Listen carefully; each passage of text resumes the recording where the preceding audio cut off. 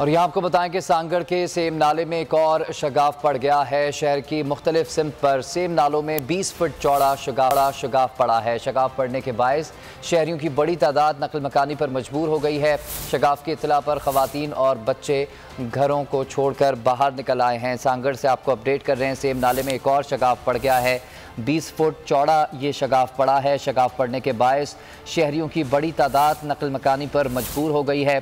शगाफ की इत्तला पर ख़वातीन और बच्चे घरों को छोड़कर बाहर निकल आए हैं। आपको बता रहे हैं, सांगड़ के सेम नाले में एक और शगाफ पड़ गया है। शहर की मुख्तलिफ सिम्त पर सेम नालों में 20 फुट चौड़ा शगाफ पड़ा है। शगाफ पड़ने के बायस शहरियों की बड़ी तादाद नकल मकानी पर मजबूर हो गए हैं।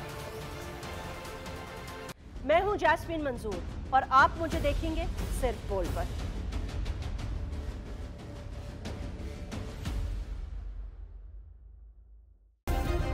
सब्सक्राइब करें और बेल दबाएं ताकि कोई खबर रह न जाए।